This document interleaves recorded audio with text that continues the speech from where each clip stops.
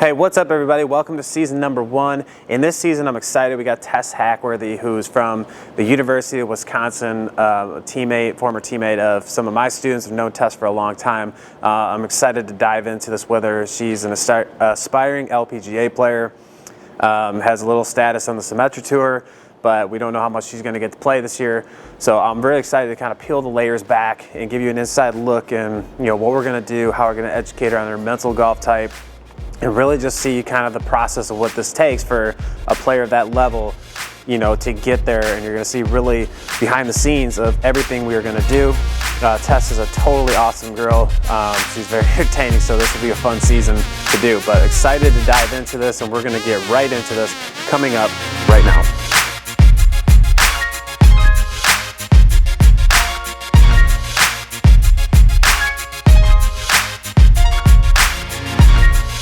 Hey guys, I am Tess Hackworthy. I'm from Madison, Wisconsin, and I recently graduated from the University of Wisconsin's women's golf team. I just made it. Come on, Tess. $1 million. Low, baby, low. Go low show. Oh my god, there goes the fox. Symetra Tour schedule is out. I turned professional in May, and I'm super excited, but I have a ton of goals leading into this. So first and foremost, I know from Q School, and I learned from Q School in 2019 that everyone out here has the talent. There are a lot of really good golfers out here. However, the question is, who has it between here? Who has it between their ears? And that's one thing that I really want to get better at. I got a lot going on in here. Should I breathe out or something? Breaths help. Before I swing? Yeah, that helps. Relax a little? You could relax. And I really think that Kiel and MGT can really help me with that. And I'm really looking forward to investing my time. Another goal that I really have in my professional career is to be a lot more organized and deliberate about my practice. In college, someone was always there to plan my practices for me, and it was great. It was awesome. We had team goals, we had individual goals, but now I'm on my own, and this is me, and we're all out here fighting for ourselves. And I know that Kiel and MGT can really help me organize my practice, set those little goals, set those PRs, and figure out ways that can get me to that next level. So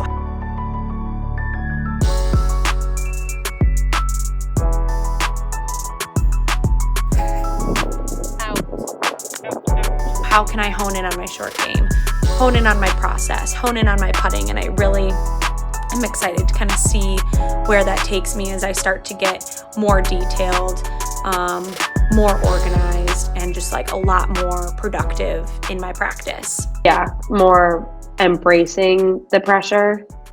Well, yeah. Than being fearful of it. Right? It's you're doing all this and beating this personal best because you're training to win. Yeah. You're training to overcome these situations. That's what you're doing. And along those lines, something that might be holding me back in my practice is a little bit of accountability.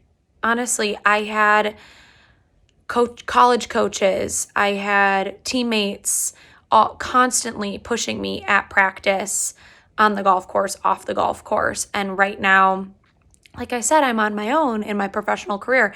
And so I need that person to hold me accountable and to help push me to reach those goals.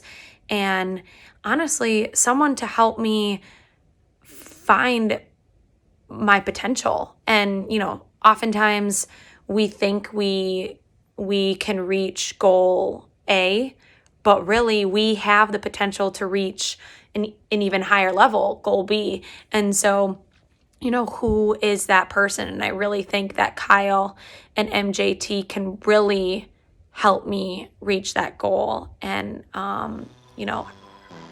help me find more what I need to push me to be better in my career. So I'm super excited about this journey, and I'm willing to put in the time and energy because, quite honestly, that's what it's going to take, time and energy, someone to hold you accountable, and a ton of commitment. So I'm looking forward to it. I hope you guys enjoy kind of following my journey.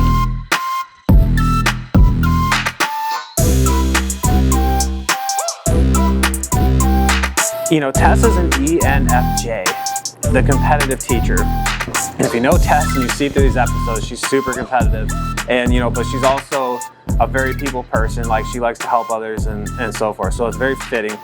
And, with her, so she's extroverted, she's intuitive, she's a feeler, and she's a judger. So, these facets are going to play a big role. So, for example, with extroverts, they're going to tend to get kind of quiet when they're in stress. I had to be completely silent because I didn't know anyone around me. I had an okay warm-up, and I didn't play as great. Intuitives are really good when they see bigger zones, and they're more focused on the target. But the problem is when they don't play their best and they get stressed, they typically start not looking at the target and focusing more on the swing. I don't look at the target very much. I'm going to be completely honest. I'm just trying to improve from my last swing. So I'll think of something mechanically that I know I need to improve to make that swing better. Feelers that tend to be a little more go by their gut type people versus, really using too much data and too much facts. Off. So I'm going to choke up on the club a little bit more. I'm probably going to aim a little more right of my target. I might even go down a club so I'm not as lofted. I'm going to pick my landing spot, and knowing that the wind is into me, it may not, depending on how strong the wind, it may not fly or roll out as much. I'm going to think about the firmness of the greens and the break from there. Okay. Do you think about all that when you hit a shot from 140 yards? No. Which one are you better at?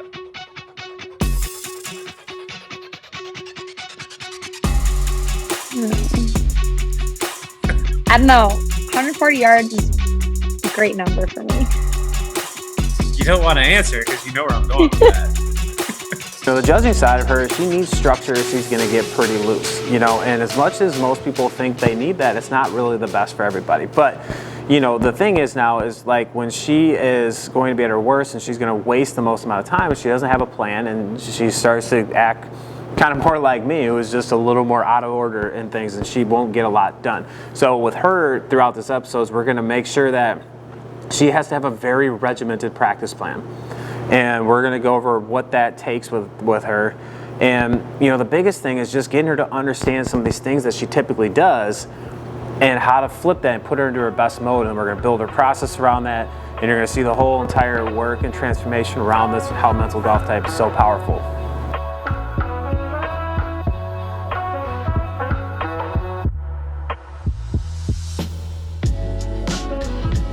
See, I like feeling that walk into the ball with my driver. Those couple steps are it's very good mental prep for me. Walking into it. It's So you're usually the into same rhythm. Details of things. I like that. I'm just pointing out how some things are different here. That's all. Yeah, I see that. Yeah, so you're probably if it 4 or 5 steps behind the ball here, where the iron you were maybe a step away from it, just inside. right now, it's just upsetting that I have a 9-iron in my hand and I still leave myself 30 foot, 35 feet putt or birdie. I'll look out at a target and I'm like, shit, I'm nowhere. That doesn't look right. So then I step back and I usually put a stake down and kind of see where I'm at. And then, one of the challenges with Tess and with any player really at this level is, they've trained to do something a certain way for so long. And she can obviously do okay with that. And you can play okay with kind of the non-dominant facets of your personality. It's hard to always be at your best because essentially you're always in some level of stress. And it's just hard to get in that optimal state, which is why players have such a hard time finding the zone until they're almost just getting that well, just screw it mentality, F it. And sometimes we just play lights out because we just rid all of the stress. And that's what this is all about, is learning how to get rid of stress and not play in that level of almost fight or flight. All right, thanks for watching Quest to be the Best with Tess Hackworthy. In the coming episodes, we got so much to show you, and we're going to show you Tess and I working together.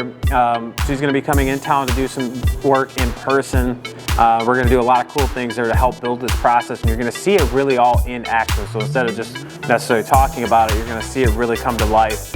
So keep following these episodes. Make sure to hit that subscribe button so you are notified when new episodes drop. But we're going to keep grinding with Tess. We're going to help her get to a high level in her professional career, and we're excited that you're following along with the journey. So until the next episode, we will see you then.